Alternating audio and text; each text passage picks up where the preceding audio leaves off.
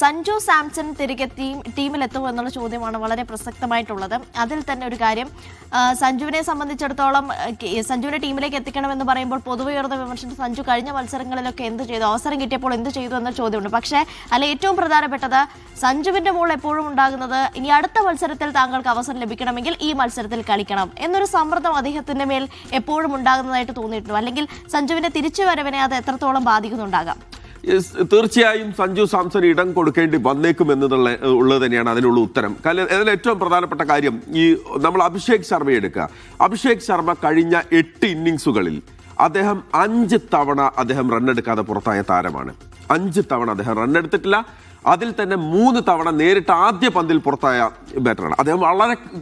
വളരെ അഗ്രസീവായ ബാറ്ററാണ്, നമുക്ക് ഏറ്റവും പ്രോമിസിംഗ് ആയിട്ടുള്ള ബാറ്ററാണ്. നമ്മൾ വലിയ ആവേശത്തോടെ അഭിഷേകിന്റെ കളി കാണുന്ന ഒരാൾ കൂടിയാണ്. പക്ഷേ അതേ സമയത്ത് കഴിഞ്ഞ ന്യൂസിലാൻഡ് പര്യടനത്തിൽ സഞ്ജു സാംസൺ ഓപ്പണറായി 5 മത്സരങ്ങൾ കളിക്കുകയും അദ്ദേഹം നിരാശപ്പെടുത്തി. ഏതാണ്ട് 52 റൺസ് മാത്രമാണ് 5 മത്സരങ്ങളിൽ നിന്ന് സഞ്ജു എടുത്തത്. അത് കുറഞ്ഞു പോയി എന്നുള്ളതിന്റെ പേരിലാണ് സഞ്ജുവിന് യഥാർത്ഥത്തിൽ ലോകകപ്പിന്റെ പ്ലേയിങ് 11-ൽ നിന്ന് സ്ഥാനം നഷ്ടപ്പെടുന്നത് തന്നെ. അങ്ങനെയെങ്കിൽ കഴിഞ്ഞ 4 മത്സരങ്ങൾ കളിച്ചിരിക്കുന്ന അഭിഷേക് ശർമ്മ കേവലം 15 റൺസ് മാത്രമാണ് എടുത്തിരിക്കുന്നത്. അതിൽ 3 മത്സരങ്ങളുടെക്കാണ്. ഇപ്പം ഈ സോഷ്യൽ മീഡിയയിൽ ഇന്ന് രാവിലെ നമ്മൾ കാണുന്ന ഒരു കണക്ക്, സഞ്ജു സാംസൺ 8 പന്ത് നേരിട്ടു, 8 പന്തിൽ 22 റൺസ് എടുത്തു. ഒറ്റ കളി മാത്രമാണ് കളിച്ചത്. അഭിഷേക് ശർമ്മ 4 കളി കളിച്ചു.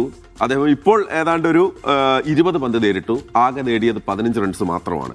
ഇതൊന്നും കമ്പയർ ചെയ്യാൻ പറ്റില്ല, കാരണം ഒരു കളിയാണ്. പക്ഷേ ആരാധകരെ സംബന്ധിച്ചിടത്തോളം സഞ്ജു തിരികെ വരണം എന്നുള്ളൊരു ആവശ്യമുണ്ട്, ആകാംക്ഷയുണ്ട്, അതിന് വേറ്റിയിരിക്കുകയാണ്. മറ്റൊരു കാര്യം എന്ന് പറയുന്നത്, സഞ്ജു ഒരു പക്ഷേ ചെന്നൈയിൽ കളിക്കാൻ ഇറങ്ങിയാൽ അത് ചെന്നൈയിലെ ആരാധകരെ സംബന്ധിച്ചിടത്തോളം ഇരട്ടി സന്തോഷം നൽകുന്ന ഒരു കാര്യമാണ്. കാരണം ചെന്നൈ സൂപ്പർ കിങ്സിലെ IPL-ലേക്ക് സഞ്ജു എത്തിയതിനു ശേഷം ഒരു പക്ഷേ സഞ്ജുവിന്റെ ആദ്യ മത്സരം ചെന്നൈയിൽ കാണാൻ ആകാംക്ഷയോടെ അവർ കാത്തിരിക്കും. ടീമിൽ മാറ്റം അനിവാര്യമാണ്, അതിലൊരു തർക്കമില്ല.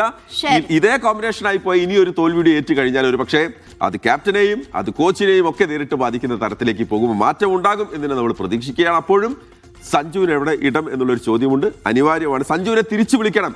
നിങ്ങൾക്ക് ഈ ലോകകപ്പ് വേണമെങ്കിൽ സഞ്ജുവിനെ തിരിച്ചു വിളിക്കണം എന്ന് ഇന്നലെ രാത്രി ഇന്ത്യയുടെ അടുത്ത മത്സരം നടക്കുന്നത് സിംബാബ്വേക്കെതിരെ. സഞ്ജു തിരിച്ചു വരുമോ എന്നുള്ളത് നമുക്ക് കാത്തിരുന്ന് കാണാം.